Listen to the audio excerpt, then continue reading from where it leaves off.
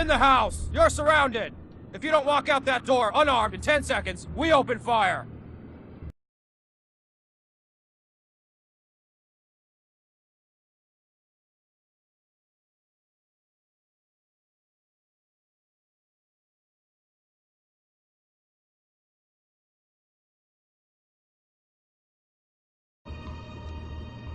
Okay! Perforate it, boys!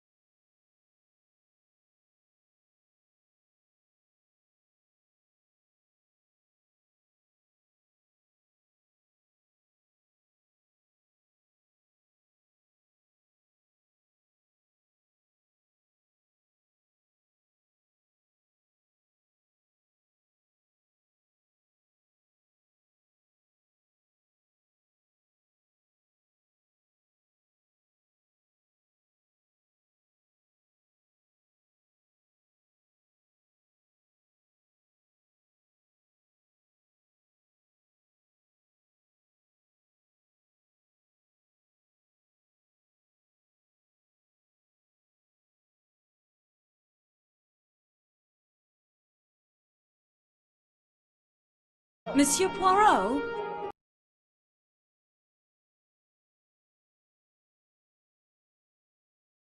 All right, Antoinette. Here at last is the chance you've been waiting for.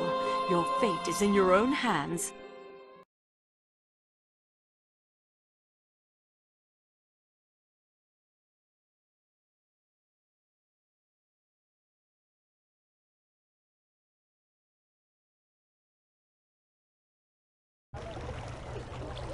Monsieur Poirot?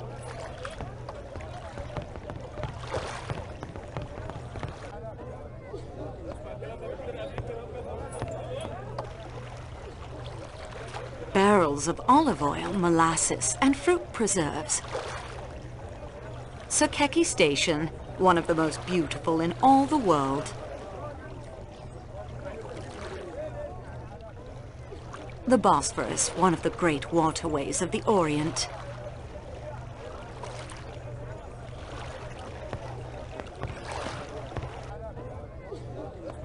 Buckets of dried figs, apricots, dates, raisins, and mulberry.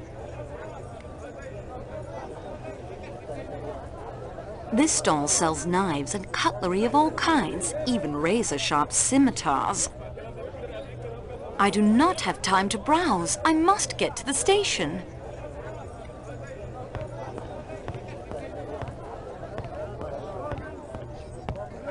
This fool tries to sell me a cleaver with no style or grace. Tell him which is the better cleaver for the hacking of meat. The cleaver in your left hand. Ah, here at least is one who knows fine forged German steel when she sees it.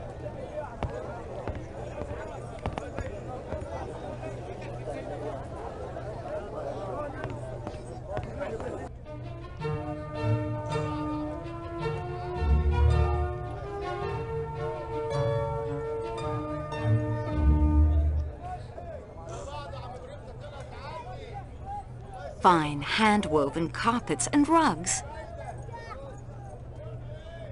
I do not have time to browse. I must get to the station. Boxes of tea from Turkey and Ceylon, herbal teas and thick, dark Turkish coffee.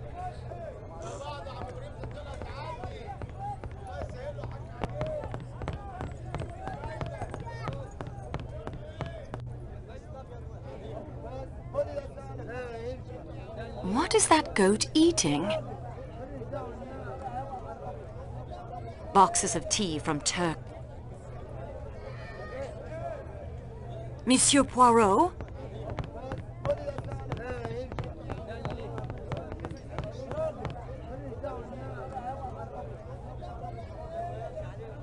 Boxes of tea from... Boxes of tea.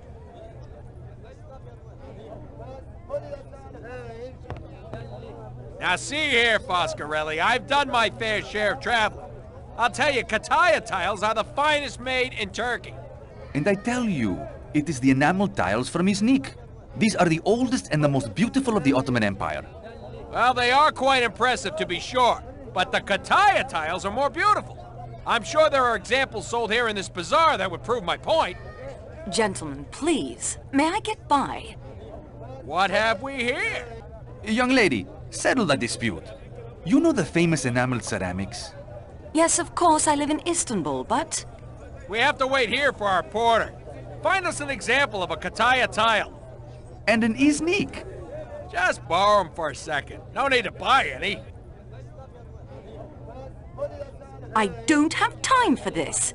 Then permit us to continue the debate without you. Ah, she returns. Perhaps... Did you bring us a Kataya? Or an Iznik? Not yet. Well, please return once you have.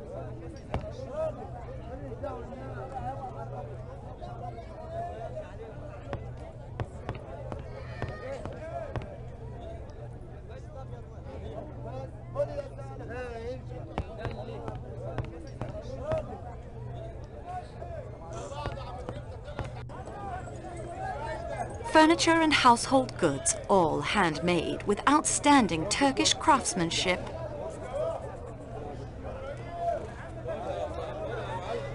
Well, I'll just borrow this, but I must return it promptly.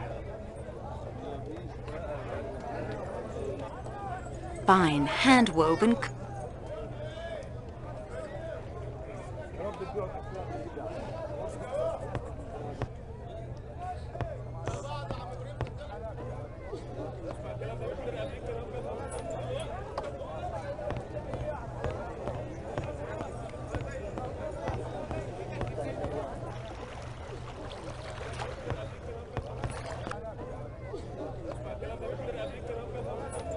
I have more important...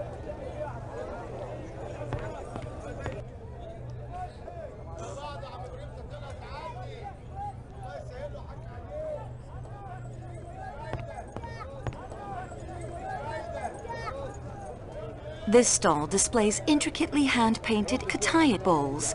The merchant seems to be watching the man next to me closely. Something belongs here. I, of course, know what.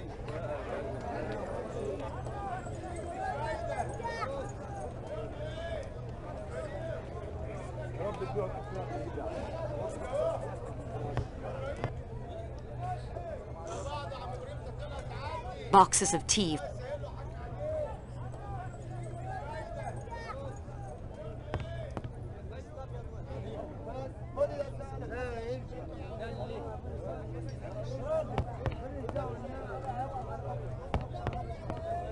Ah, she returns. Perhaps...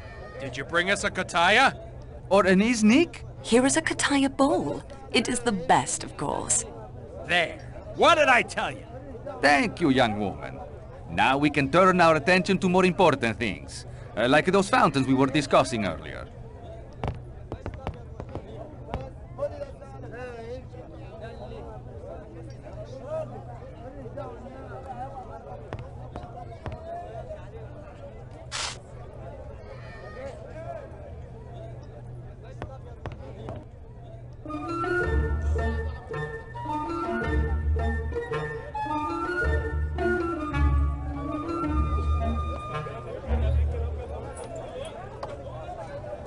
I'm not sure what those boxes contain. Buckets of dried figs, apricots, dates, raisins, and mulberry. Monsieur Poirot? Let me pass. Her Excellency has lost her parasol. We are searching for it. To protect her from the sun, you see. I beg your pardon, but I am in a great hurry. Then you are an ignorant girl indeed. Go about your business. I expect she can buy another somewhere nearby. A parasol fit for a princess? Here, I think not. I appeal to you, Princess. Please, let me pass. Have you by chance seen my parasol? I've lost it. I can't think where I left it. I haven't seen it. I'm sorry. If you could help us look for it. I am not as mobile as I was at your age, and Schmidt would rather fuss than make an adequate search. I would be very grateful.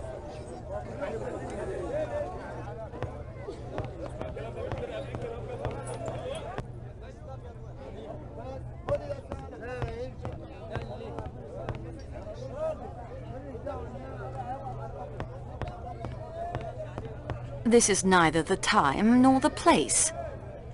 What is that goat eating?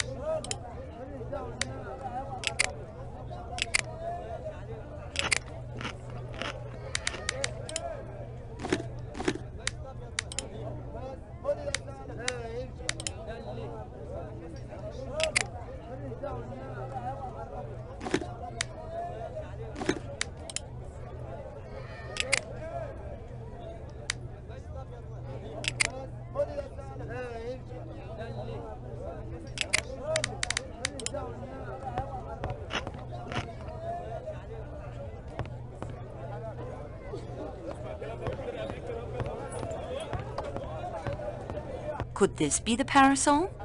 But yes, Dankeschön, Fräulein. If your excellency pleases, we should board the train. I still must buy a bracelet for my arthritis, Schmidt. There is ample time yet for the train. Let this helpful young woman pass.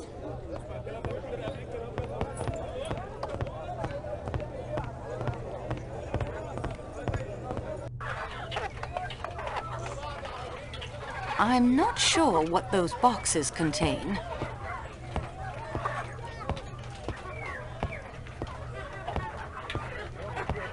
There must be grain in that sack.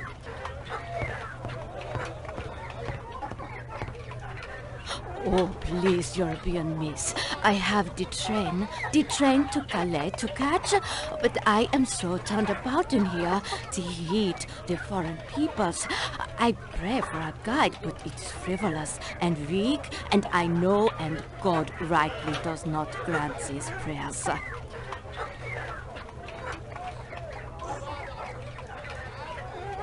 I'm with the train company. I can give you directions. Directions? Oh, no. I am doing very poorly with directions. Please, show me the way, or I am becoming lost forever.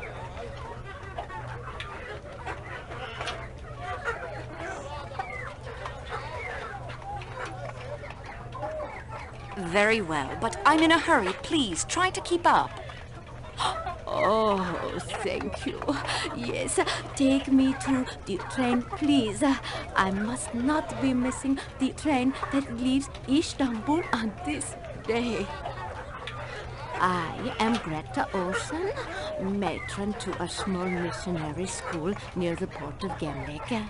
I nurse and instruct the children who have lost their way.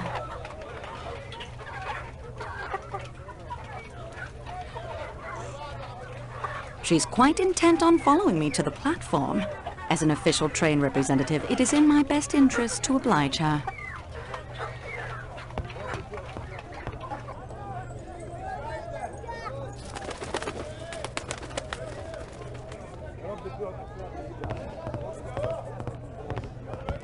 Doctor. Make sure the statue is safely on board before departure. Yes, Mr. Ratchet. Who do they sell this pottery to? Tourists, I expect. Huh. Well, at least the dust looks authentic. Excuse us, please. Well, hello. Please, do not be stopping us. The train will be leaving without me. French, right? Are you traveling with us this evening? Yes, will you pardon us? What's the rush? We have plenty of time. Fellow passengers and all. Plenty of time to get acquainted.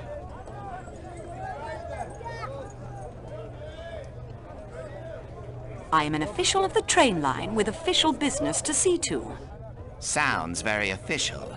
I like it when your eyes get all stormy like that. Mr. Ratchet. Did you hear a squeak?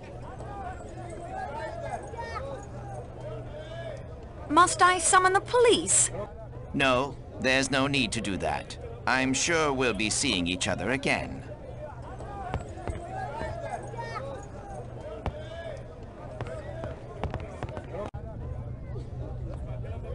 Sakeki Station's main entrance.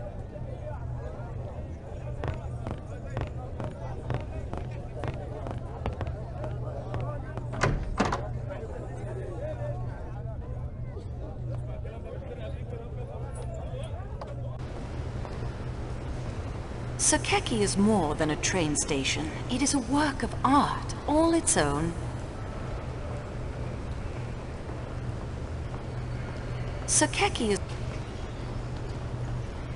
marble floors, barely worn by the feet of thousands of passengers.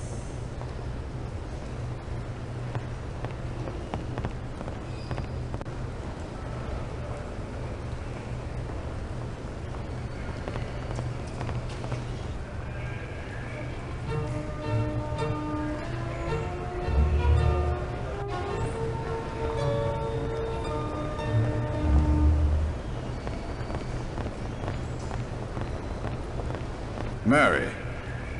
Not now. Not now.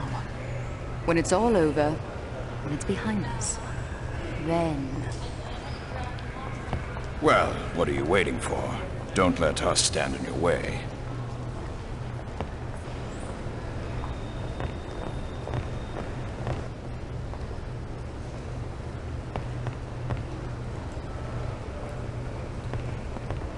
Tickets, please. No one may board the train without a ticket.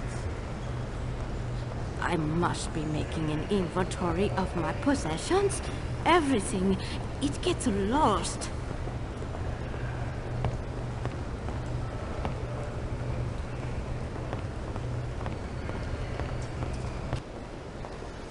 Posters of Istanbul's attractions welcome arriving passengers. I packed so quickly, I hope I remembered everything. Posters of Istanbul's...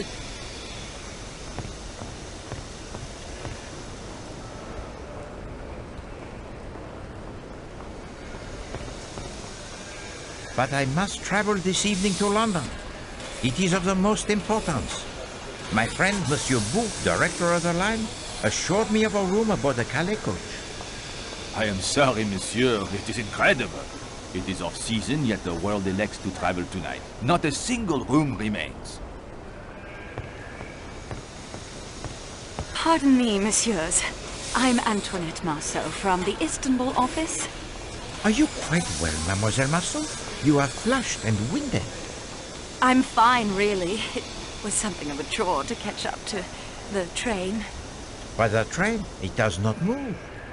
Mademoiselle, please tell the gentleman the Calais coach is full. What is your name? Pierre Michel, mademoiselle. I've seen your name on reports. Your record with the company is excellent. Thank you, Mademoiselle Marceau. I always strive to do my very best for my passengers. Then strive now, Michel. Perhaps monsieur could sit up in the salon car for the beginning of this journey?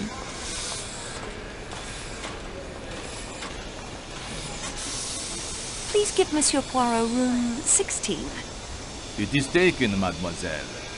But number 16 is always kept in reserve for such emergencies. Nevertheless, tonight it is occupied by an American gentleman, a Monsieur Hardman.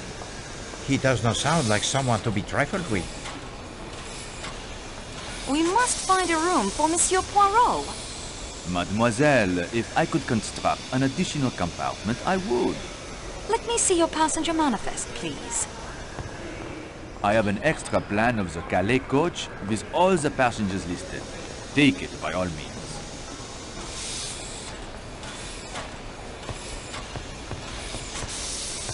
As you can see, every room is filled. There are extra beds. Only 2. In Mr. McQueen's room, but he has paid for a single. And Miss Olsen's room, but I hardly think Monsieur Poirot. No, merci. I would not think of it. Of course. Au revoir, monsieur.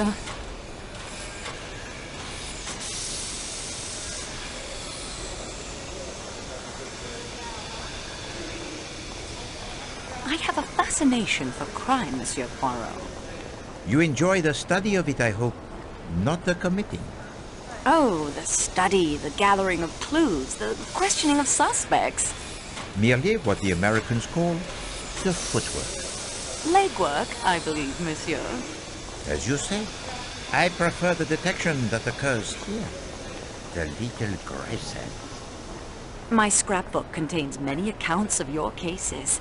That mysterious affair at Styles, the death of Roger Ackroyd, the noted businessman, Lord Edgeware's murder. But forgive me, I'm rambling. It is of the greatest importance that I reach England.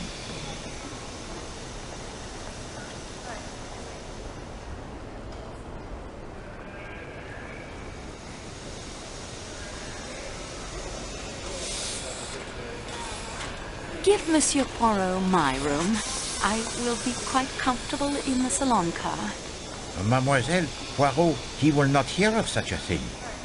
I insist. I will not compromise the hospitality of the train. Oh, if I must turn you out, why then you will stay in the room of Miss Olsen. I am sure she will not mind when she learns of your sacrifice. No, really, it isn't necessary. No. Poirot has spoken. The matter, it is settled. I will speak to the lady at once.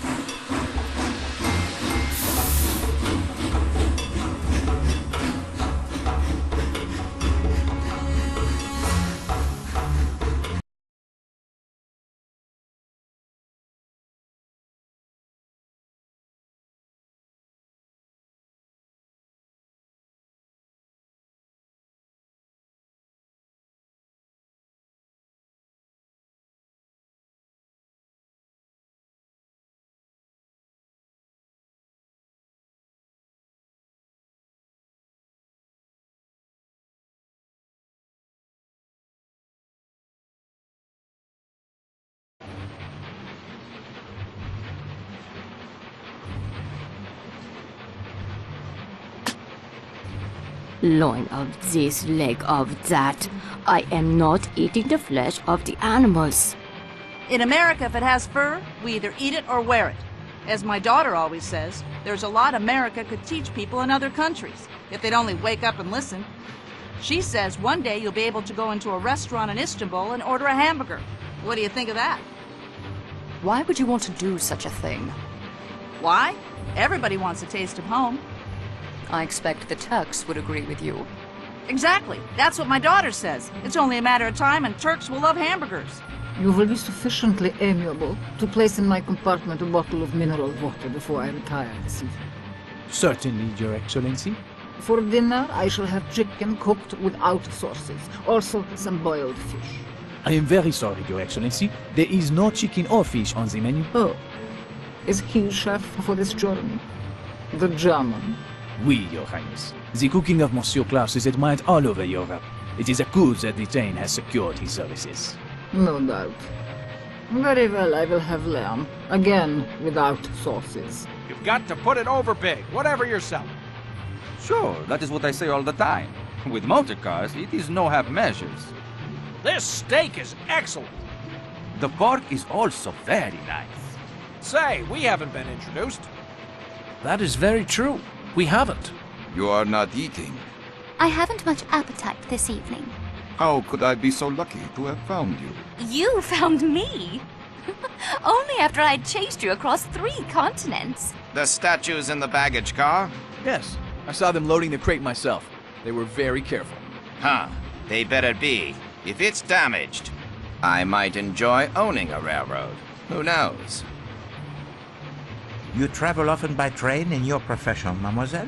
Yes, I do. You are a person most fortunate. I'd rather fly. Oh, mais non. Not for me are the aeroplanes, with their sudden changes of altitude and the capricious tossing about of the passengers by the weather très mauvais. No. In business, speed is often more important than comfort. No, it is more than the comfort. The trains, they lend themselves to the romance and the intrigue. All about us are people of all classes, of all nationalities, of all ages. They sleep and eat under one roof. They cannot get away from one another. And at the end of the 3 days, they part.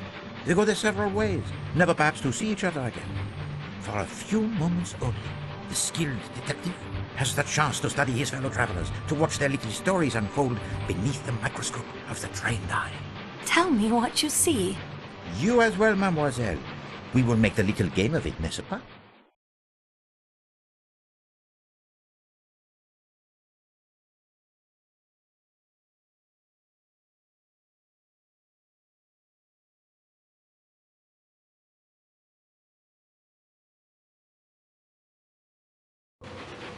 One must look, one must listen at all times. If you were to listen at the door of any compartment, who knows what you may learn? That would not be very proper, Monsieur Poirot. Proper? The student of crime must also be the student of human nature. Oh, what better way to make the study, huh? I will illustrate.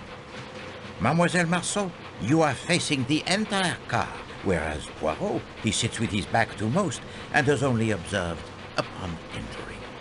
Start with the table farthest away, the 3 ladies. Tell me about them.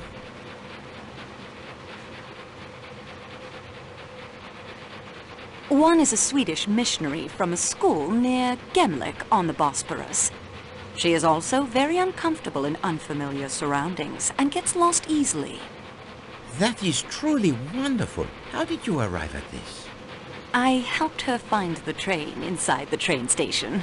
Well, it is an important lesson, that. When you know the facts, why bother with the clues?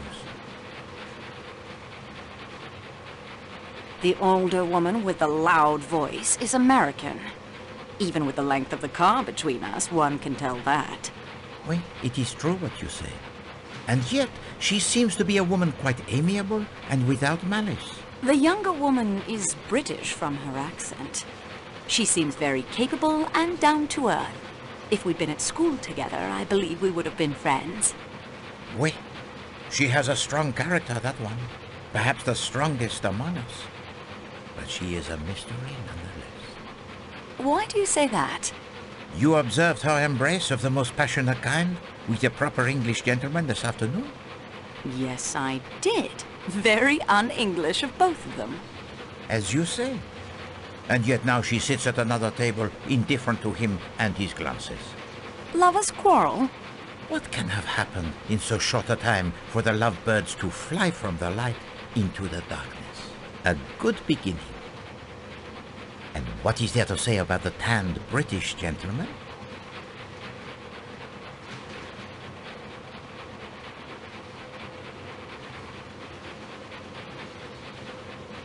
Military, I would say, from the way he carries himself.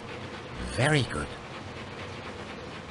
He has spent much time in the tropics. Oui, some far-flung corner of the British Empire. India, perhaps.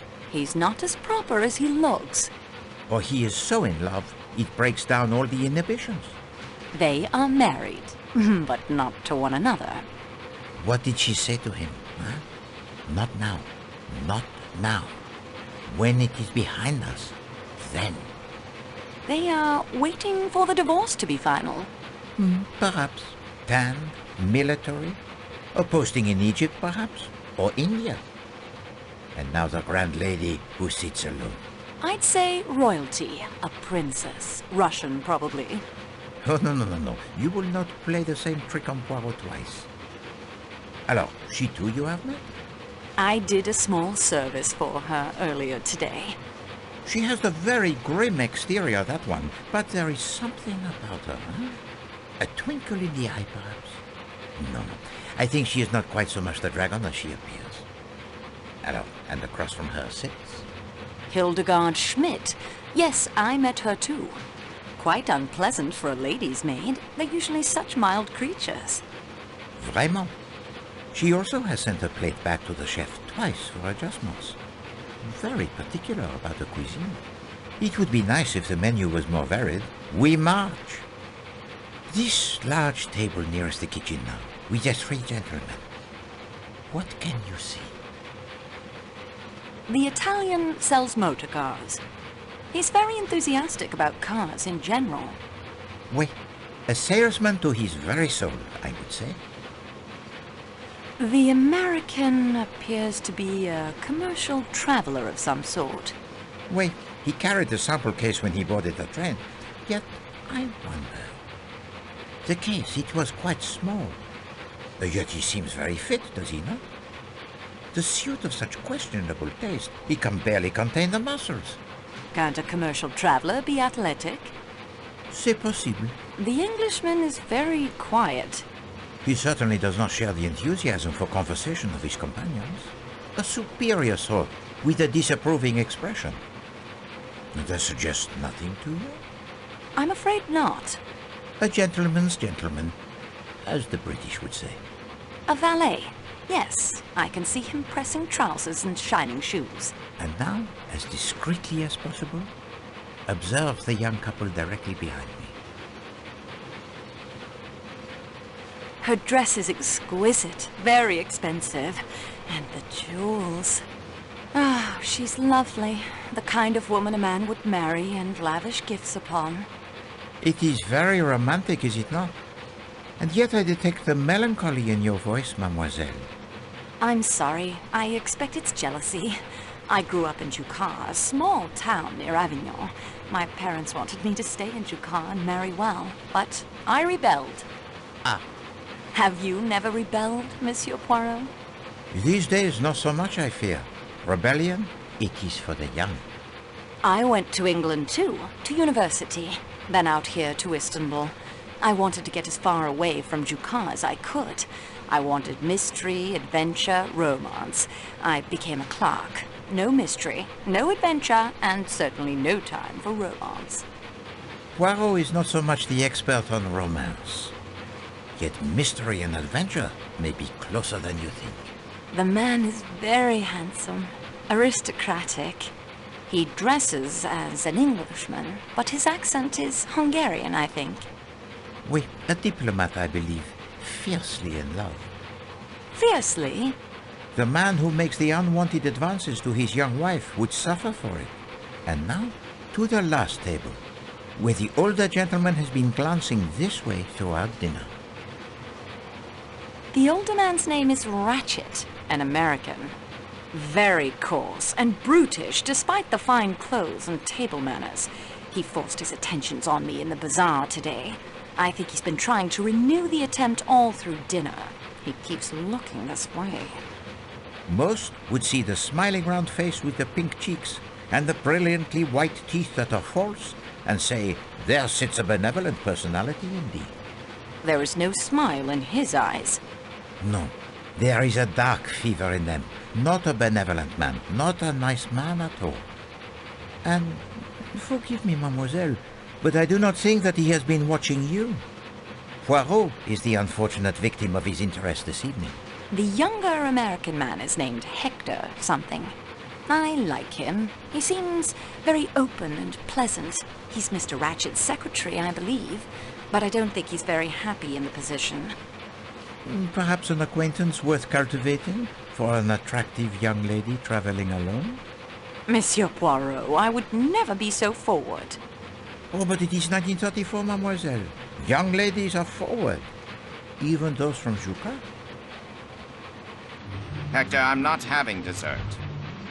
I thought I might try the... You go get started on those letters I dictated. But I... Yes, sir. I think I have the pleasure of speaking to Monsieur Hercule Poirot. You have been correctly informed, monsieur. My name's Ratchet.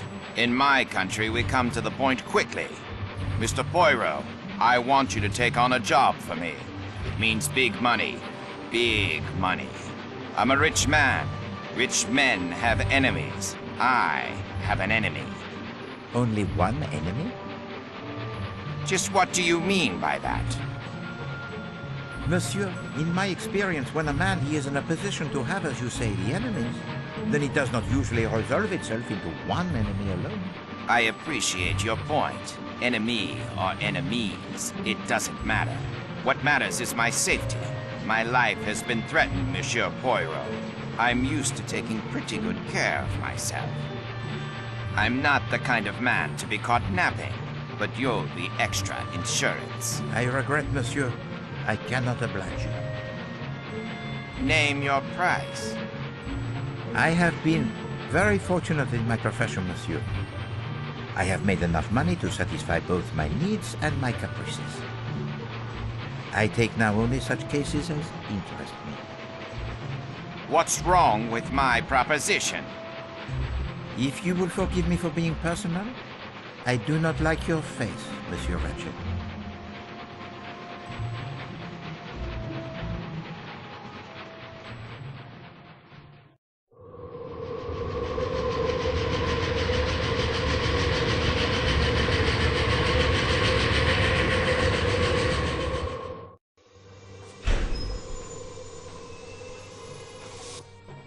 Train company employee.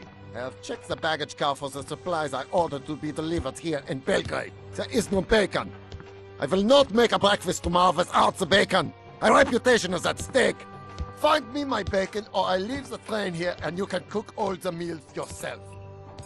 Train company employee? I suppose it wouldn't hurt to look around.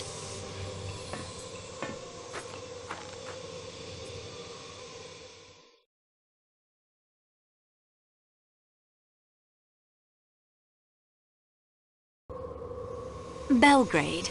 This will be a brief stop to take on supplies, mail, and to add the Athens-Paris coach. There will be few, if any, passengers in this weather.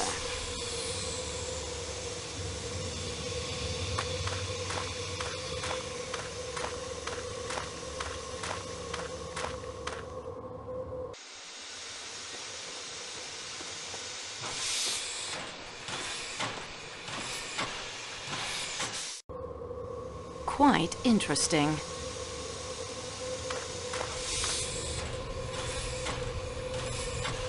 Belgrade Station. Not quite the splendor of Sakeki, but it is practical and serves its purpose well.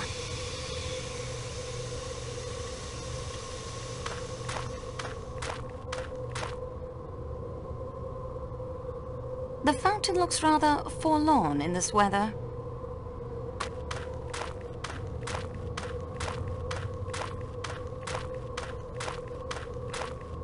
Bloody awful weather. The train better get moving soon. The passes west of here fill with snow pretty fast. Back in '29, there was a train trapped up there for a week. Ah, Colonel Arbuthnot, isn't it? And Mr. McQueen. That's right.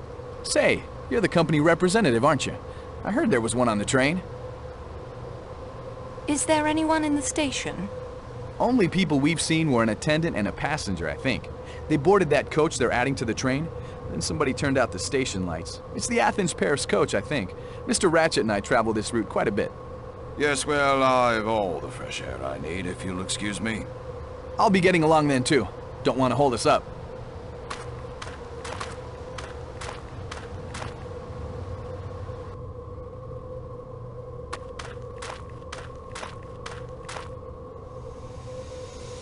The architecture of the station is unremarkable, to say the least.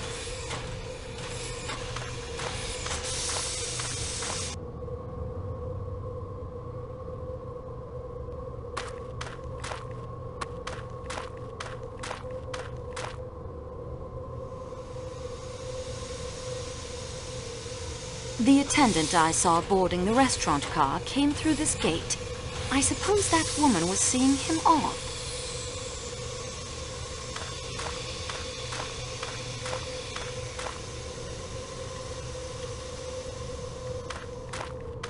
This is our company representative from Istanbul?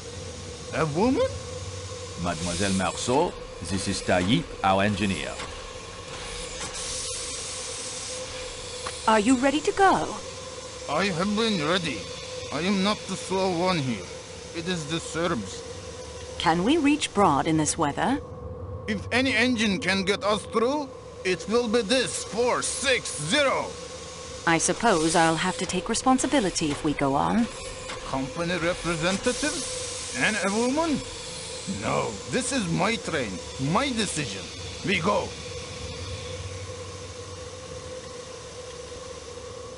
What is the report from the station master? It is not good, I'm afraid. Heavy snow is forecast for the mountains. The passes between Vancouver and Broad will fill up quickly. Klaus is missing a side of bacon. He told me. I showed him the manifest. It was not on the Athens-Paris card. How many passengers joined us here in Belgrade? Only one. A Greek doctor, I believe. I think I saw the Athens-Paris coach attendant board the restaurant car just now. Really? You should be back in the Athens-Paris coach. That will be enough, Pierre. The engineer and firemen are keeping the steam well up.